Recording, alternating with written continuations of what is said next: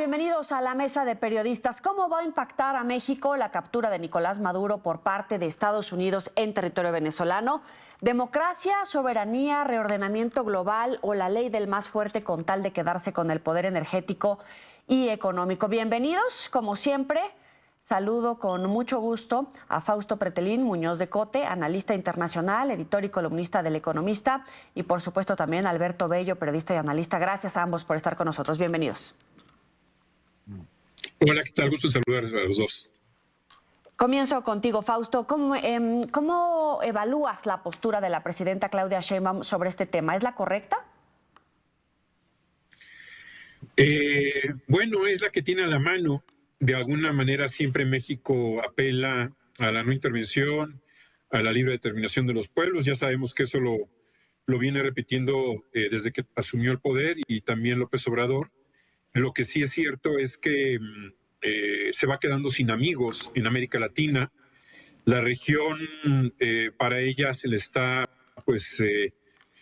vaciando, ¿no? Es decir, la apuesta que hizo López Obrador hace 8 años para América Latina era tener más aliados, Sí. del mismo signo político, por supuesto, con un perfil populista, pero pues hoy, 2026, enero, prácticamente son pocos, ¿no? Con menos dedos de una mano se pueden contar, lo cual, digo esto a tu pregunta en el sentido de que pues va a tener más presión, ¿no? Es decir, uno de los grandes diques de contención en términos dogmáticos era Venezuela, y a partir del sábado pues ha sido descabezado el dictador, no la dictadura, pero sí bajo una gestión desde Washington más clara, pues es complicado que tenga el apoyo de Venezuela la presidenta mexicana. Alberto, ¿coincides? Y sumo el tema de que está cerca la revisión del TEMEC. ¿En ese contexto es la correcta la postura de la presidenta Claudia Sheinbaum? Yo creo que sí es la correcta,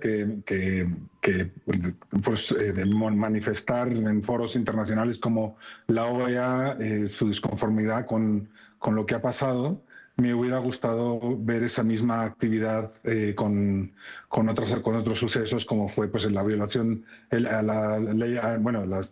fraude electoral de 2024 en Venezuela, etcétera. Algo que ya hemos hablado aquí, ¿no? Que el gobierno mexicano ha querido mantenerse al margen de esta conversación y aparece para hablar, pues ahora que pues hay un fortachón en el salón que viene, es el más fuerte y con el que no hay pues mucho que hacer. Pero yo creo que sí, o sea, México tiene que manifestar su disconformidad con la intervención internacional. Ojalá lo hubiera hecho en el pasado con otros temas parecidos, ¿no? Hasta ahí parece que hay un acuerdo, pero lo que están haciendo en algunos estados de la República de convocar a los morenistas, funcionarios, legisladores, a que salgan a la calle para manifestar su respeto a la presidenta en el rechazo a las acciones de captura de Nicolás Maduro por parte de Estados Unidos. ¿Está bien sacar ahorita a la gente a la calle, Alberto? No, bueno, eso no. Yo creo que ahora mismo es un momento de estar muy prudentes y mantener un poquito la calma. Y yo creo que lo que sí puede hacer México es impulsar que haya unas elecciones pronto en Venezuela para resolver esta situación en la cual hay una dictadura con tutelaje de Estados Unidos, lo que me parece pues inaudito. Y bueno, inaudito no porque ha pasado antes en la historia, ¿no? Pero sí creo que es importante que México impulse una agenda de democracia en la región, etcétera, etcétera. Eso sería lo ideal y pues no desde un punto de vista ideológico, sino desde un punto de vista de principios fundamentales que ojalá podamos impulsar. Fausto, y ponía sobre la mesa, ¿no?, cómo había sido la estrategia por parte del expresidente López Obrador, de la izquierda latinoamericana, después de décadas que veníamos con ese formato, y ahora en este escenario, pues, ¿cuáles son las rutas que le quedan tanto a Claudia Sheinbaum de cara a las elecciones presidenciales y, por supuesto, la izquierda como tal en América Latina frente a Donald Trump, que también va a empezar a enfrentar un proceso electoral? Bueno, yo diría primero que está muy bien hablar a partir del sábado de la invasión, o el ataque. Sin embargo, también es importante hablar de lo que no hizo México en los últimos años, incluyendo, por supuesto, a la presidenta Sheinbaum, incluyendo, por supuesto, a un personaje como Juan Ramón de la Fuente, que ha tenido el año pasado un año sabático desde el punto de vista universitario, es decir, su debilidad es lo que más se nota dentro de relaciones exteriores. Él pudo apelar a la Carta Democrática en la OEA, no lo hizo, y en ese sentido creo que me parece que es muy injusto que solamente se hable de rechazar lo que hizo Estados Unidos, lo cual es totalmente rechazable. Sin embargo, es doblemente injusto el hecho de que no haya una autocrítica, es decir, Juan Ramón de la Fuente tuvo que saber reunido con gente de Lula, con gente de América Latina, para que de alguna forma, después del fraude electoral del 24, pues sugerirle a Nicolás Maduro que lo que hizo era un partaguas para toda la región y que no iba a beneficiar a nadie. Es decir, Juan Ramón de la Fuente pudo salvar a Nicolás Maduro, la presidenta Sheinbaum pudo salvar a Nicolás Maduro. Sin embargo, quien de alguna manera tuvo que actuar fue Estados Unidos, ¿no? Claro, y le doy la bienvenida a Soledad Durazo, periodista también. Gracias por estar en la mesa de periodistas. ¿Cómo evalúas las primeras reacciones por parte del gobierno de la presidenta Claudia Sheinbaum tras la captura de Nicolás Maduro en territorio venezolano? Buenas tardes, muchas gracias, Joely, y a los compañeros que coincidimos esta tarde.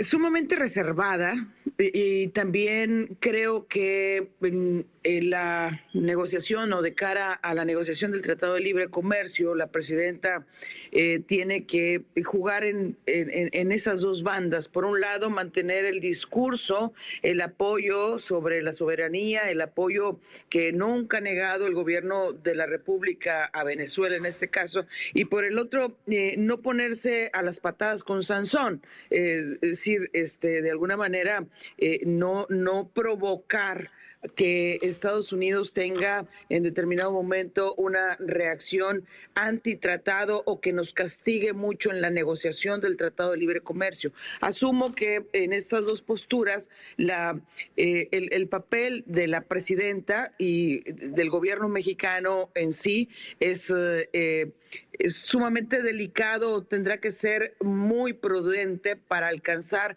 ese equilibrio que le permita, por un lado, mantener el apoyo y el discurso que abraza la soberanía, sobre todo eso, y no pelearse o no criticar a Venezuela, pero al mismo tiempo mantener cierta aprobación, no abiertamente expresa así, pero sí en una conducta moderada, prudente, insisto, de cara a algo que tenemos enfrente, que es el tratado comercial, con un país o con uno de los dos países con el que tenemos el 80% de nuestras relaciones comerciales. En tanto, lo veo complejo, pero necesaria una actitud prudente, insisto. Claro, ahora esta es la primera semana, la primera página de esta larga historia. Algunos dicen que se va a extender por años. En estos tiempos, ¿qué debe de hacer la presidenta cuando efectivamente se va a revisar? Para empezar, lo del TEMEC, pero que también es cierto que México ha dicho, puedo hacerla de interlocutor entre Venezuela y el gobierno de los Estados Unidos, cuando Estados Unidos ya ha lanzado amenazas particularmente contra el gobierno de México y de Colombia. Soledad. Híjole, ¿qué tiene que hacer? Bueno, ¿qué esperaríamos de entrada sobre el discurso que únicamente abraza aspectos ideológicos, ¿sí? Un gobierno que defienda de alguna manera el sustento, la relación comercial, sí, sin que eso signifique sumisión, sin que eso signifique que va a abrazar o va a apoyar lo que sabemos que fue una arbitrariedad de Estados Unidos, eso es evidente. Yo creo que la presidenta tiene que mantener el ritmo moderado, el ritmo prudente, para seguir con los suyos, sí, pero al mismo tiempo no ponerse al tú por tú o no criticar demasiado y poner en riesgo a un tratado comercial a la vuelta de la esquina. Alberto, ¿qué riesgos ves? Porque a México y a Colombia los meten en el mismo paquete en términos de combate al narcotráfico, por supuesto, la entrega, en el caso de México, de algunos de los líderes de los cárteles más importantes en territorio mexicano. Obviamente con México también trae el tema migratorio, pero al final ya lanzó y puso sobre la mesa esas cartas que va a jugar Estados Unidos frente a Gustavo Petro y, por supuesto, a Claudia Sheinbaum. Tienes el micro cerrado, Alberto. Yo lo que diría es que para negociar el TEMEC, para la renegociación sería muy bueno ir a la letra del TEMEC, irse a los papeles, ir a lo que dicen, o sea, establecer una negociación sobre lo negociado, pero eso es inviable. En una entrevista en el New York Times, Trump dice el jueves, yo no creo en la ley internacional, la ley internacional me da igual, se salieron de 60 y tantos organismos multilaterales, o sea, México tiene muy pocas herramientas para negociar que no sean económicas. Lo que habría que hacer es pensar cuáles son esas fortalezas económicas y con esas empezar la negociación. ¿A qué me refiero? Pues los empleos que genera la industria mexicana en Estados Unidos, los votos que dependen de ellos, como hemos dicho aquí ya en el pasado, analizar si eso nos sirve como palanca de negociación con ciertos políticos del Partido Republicano, a mantener el halago permanente a Trump, que es lo que pues parece ser que eso funciona, y analizar muy bien también qué estrategias se pueden hacer pues buscando acuerdos con países de la región. Evidentemente la amenaza está ahí, cualquier pretexto sirve para intervenir, cualquier pretexto sirve para cancelar un acuerdo, cualquier pretexto es válido para hacer cualquier cosa una vez que pues, a Maduro lo sacan por un cartel, pero en nombre del petróleo. Entonces, digamos que estamos en un mundo nuevo, esto es un desorden, es el nuevo desorden internacional. Y México pues tiene que pues, irse a los fundamentos de qué intereses hay de Estados Unidos en México y qué puede dañar a Estados Unidos en la negociación si México lo pone en la mesa. No hay mucho más que hacer porque pues, la situación es absolutamente de pues el señor más poderoso del mundo señalándote con el dedo, ¿no? Claro, dejamos sobre la mesa al volver del corte un nuevo orden global o un nuevo desordenamiento mundial, como dice Alberto Bello. Ya volvemos. Continuamos en la mesa de periodista Nuevo Orden Mundial. Fausto. Sí, lo dice bien Alberto, un nuevo desorden mundial. Creo que lo que platicó Putin con Trump en Alaska, en esos minutos o quizás horas en La Bestia y a puerta cerrada, yo creo que hay cierta empatía entre ambos y creo que la respuesta que ha dado el presidente Putin ante lo de Venezuela ha sido con la boca chiquita, obviamente sí, con una clara retórica de rechazo y lo que se esperaba, pero creo que él está consciente de que esta situación le beneficia el hecho de que sí, no tendrá ya un interlocutor en Venezuela, un aliado ideológico o un aliado de poder, pero al menos va a tener los grados de libertad que él considere, en el sentido de que ya el obstáculo que antes era Estados Unidos, el obstáculo que antes era pues un país que hablaba de democracia, que si bien pues no siempre cumplía a rajatabla todo lo que decía Estados Unidos, sin embargo ahora pues ya no habla de esos temas. Ya el tema es económico, es financiero y es petróleo y es poder. Entonces estas regiones de influencia de poder para Estados Unidos, luego de leer la nueva estrategia, ¿no?, de seguridad de Washington, queda claro que en nuestro hemisferio, nuestra área, el continente americano y Centroamérica, pues es una región en donde Donald Trump quiere mantener su poder y aquellos enemigos que estén en desacuerdo, pues la van a pagar, según él. Entonces, paradójicamente, hace 6 años hubo una diplomacia dogmática de México, comenzó 7 años atrás, y ahora la diplomacia dogmática es de Estados Unidos. Entonces hay una confrontación directa Estados Unidos-México con dogmas totalmente distintos. Sabemos quién va a doblar a quién. Digo, no es necesario especular de qué va a ocurrir, pero lo que sí es cierto es que son 7 años perdidos de política exterior de México, y eso habla de que queden los huesos. Como bien decía Alberto, pues solamente le quedan las fichas de comercio y punto, no hay nada más que negociar. Entonces sí, respondiendo a tu pregunta, es un nuevo desorden global, un nuevo orden mundial, en donde, así como fue la Primera Guerra Mundial, una guerra entre imperios, pues no sería nada lejos de la realidad pensar de que estos imperios se van a reconformar alrededor de Asia, alrededor de China, Estados Unidos, y pues en menor medida Rusia, pero es muy peligroso Putin porque tiene la bomba nuclear y tiene esa añoranza de la Guerra Fría y sobre todo de la Unión Soviética, en la que pues ve en este momento la oportunidad para fortalecerse. Lo mismo China con Taiwán. Soledad. Y tiene razón, Alberto, me gusta la frase que utiliza. Habría que preguntarnos si ese nuevo desorden mundial se va a institucionalizar, si esto y detectar ahí el riesgo de acostumbrarnos al caos. Sabemos que durante muchos años se habló del nuevo orden mundial como si fuera un plan con reglas claras, con equilibrios estables, con instituciones fuertes.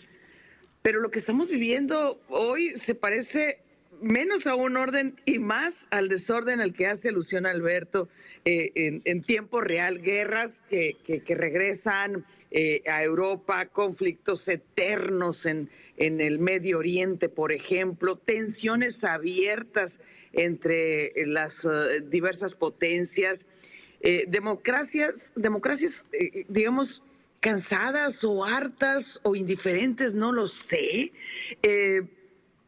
Un autoritarismo que se vuelve más valiente, pareciera cada vez, una economía global que de repente como que está crujiendo. Es decir, si esto es un nuevo orden, pues es un nuevo orden sin árbitros y con demasiados jugadores rompiéndosela o tratando de romper las reglas. Pues el mundo vemos que ya no gira una sola potencia. También ha construido un verdadero equilibrio, digamos, con muchos polos,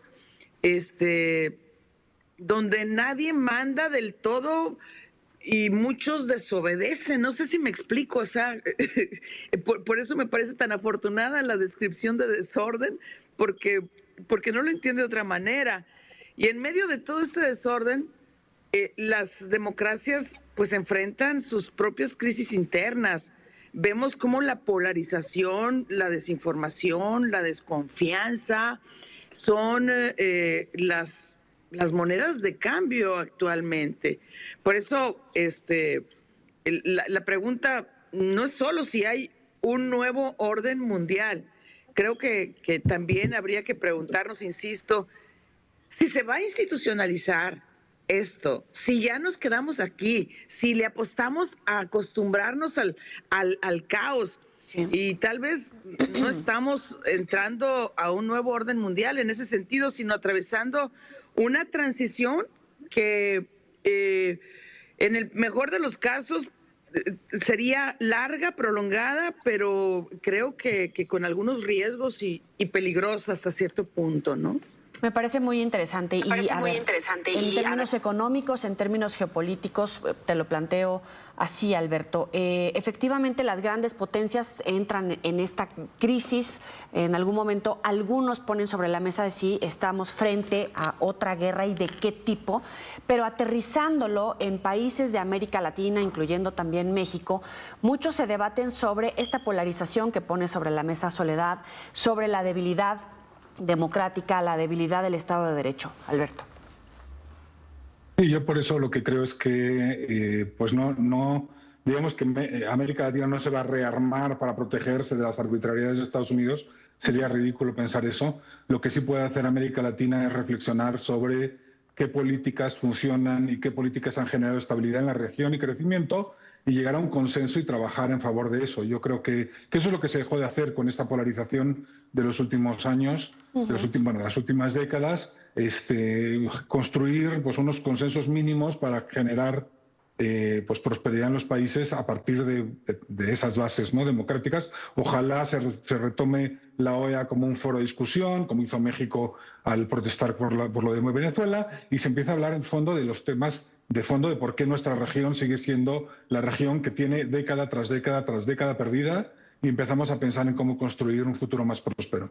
Eso es lo que a mí me gustaría, y eso implica diplomacia y implica un trabajo también interno de autocrítica y de construcción de nuevos consensos. Fausto, ¿coincides? Y también en el tema de la fortaleza, la participación, los dientes que puede tener la OEA o la ONU incluso. Bueno, sí, lo decía, creo que fue Marcelo Ebrard en la época del COVID, en donde hizo pública lo que ya se sabía, que la CELAC estaba totalmente polarizada y no se podía hablar de política. Hoy para México tiene menos interlocutores en América Latina, insisto. Es una especie como de chatarrización, ¿no?, de los embajadores, del juego político que dio López Obrador. Y bueno, con lo que envían, por ejemplo, al Reino Unido, parece ser que es consistente la presidenta Sheinbaum con López Obrador, a Gertz Manero, ¿no?, ya un personaje en declive con una fama de horror. Pero regresando a la región, hace 4 o 5 años había presidentes que no se hablaban.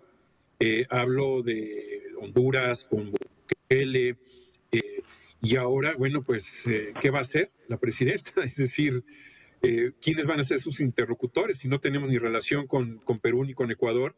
Lo primero que tendría que hacer es romper ese dogma idealista que le heredó López Obrador y ser realista, una escuela diplomática a partir de los hechos y no de los sueños.